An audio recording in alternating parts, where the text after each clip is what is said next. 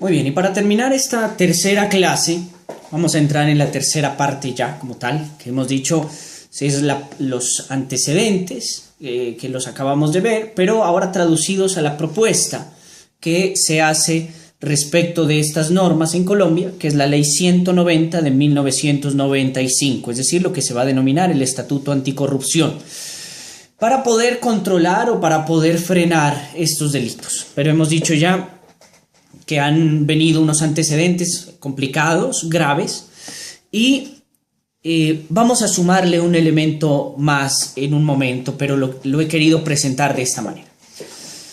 El Congreso de la República en Colombia hace la propuesta del Estatuto Anticorrupción. Dentro de la propuesta que hace la Comisión Sexta del Congreso para elaborar el Estatuto o la Ley 190 de 1995, se hace una exposición de motivos a la cual yo quisiera referirme rápidamente para que podamos tener en cuenta cuál es la consideración que tuvo el legislador para poder aprobar o para poder teorizar sobre esta temática y enviar al mundo jurídico estos hechos que hemos venido exponiendo en los antecedentes. Dentro de esa exposición de motivos, uno de los motivos iniciales para la configuración del Estatuto Anticorrupción es que existe una complicidad entre el sujeto, o más bien no se podría hablar de un sujeto activo y un sujeto pasivo, sino que se da una especie de coautoría.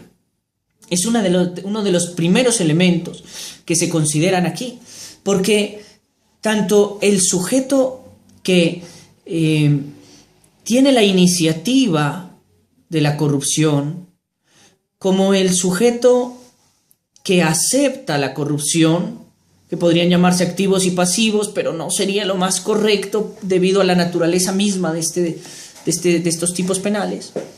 Entonces, ambos, al coadyuvarse para la comisión del hecho, se convierten no solo en cómplices, sino en encubridores. Y se va a hacer va a convertirse en una cuestión muy difícil el develamiento de la conducta, porque ninguno de los dos estará dispuesto a denunciar la conducta cometida, a denunciarlo al otro, debido a que hay un juego de encubrimientos, un juego en la participación del hecho punible. Esa es la primera consideración. Ahora vienen otras consideraciones interesantes que las voy a mencionar rápidamente porque todos las conocemos en algún modo. Primero, que el daño que ocurre en los países que decimos en vía de desarrollo respecto de los delitos contra la administración pública es muy grande, porque en nuestros estados el Estado es enorme, el Estado es una cosa gigantesca, es una de las cosas que hacen más imposible el desarrollo, a mi criterio, claro, y es una de las cosas que más permiten la aparición de estos delitos. El Estado es demasiado grande, el Estado se encarga de todo, tenemos una economía privada débil, una economía pública enorme, el empleador más grande en el Estado es el Estado mismo, entonces la administración misma. Entonces cualquier delito en contra de la administración genera un traumatismo enorme. Segunda consideración que se hace es que la corrupción dentro de nuestros estados induce a un desperdicio de capitales enorme. ¿Por qué? Así lo ha dicho, lo voy a leer, así lo ha dicho la exposición de motivos, así lo ha dicho la Comisión Sexta misma. Ha dicho que es indudable que la corrupción se traduce en desperdicio de capitales, que se desvían hacia otros fines y no se invierten en actividades productivas que incidan en el desarrollo de las naciones. Era más o menos lo que exponíamos hacia un momento. Es decir, en vez del dinero ir destinado a la redistribución del ingreso, es decir, a los bienes fiscales y parafiscales que denominamos en Colombia, ese dinero va a parar a una cantidad de ingresos privados. Y decía hace algún tiempo, algún expositor decía, esos dineros sirven para que un general, para que un político corrupto se los termine gastando en las islas de otro país, ¿no? Allá terminan esos dineros, en vez de terminar en la educación, etc. El tercer motivo, para que avancemos rápidamente, es que esta corrupción reduce la eficacia del Estado. Reduce la eficacia del Estado.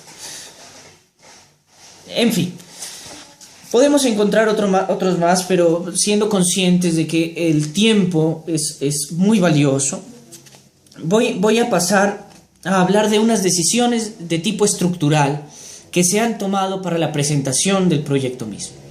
Esas decisiones de tipo estructural tienen que ver con los principios de la administración y voy a permitirme enfatizar a medida que voy leyendo algunos de ellos y los iré explicando. El primer principio del que se habla respecto de la administración es que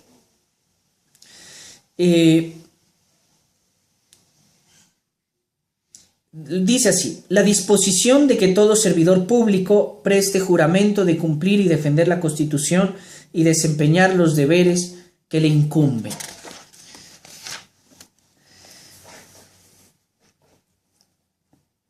¿Qué tiene que ver justamente con esto? Me explico. Es fundamental para desarrollar este principio que el servidor público pueda demostrar de dónde vienen sus rentas y sus ingresos, recordando que para el servidor público no existe ningún otro ingreso que su salario. Entonces, si él no puede demostrar, y si no se consigue demostrar tampoco de dónde vienen, es decir, la ilicitud, de dónde vienen esos dineros, hay que configurar un delito especial que en Colombia se llama enriquecimiento sin causa, o enriquecimiento ilícito, perdón, en el cual se configura el delito como algo genérico, no como algo específico, ¿no? Entonces, existe de ese modo. Otro de los principios que tiene que ver con esta cuestión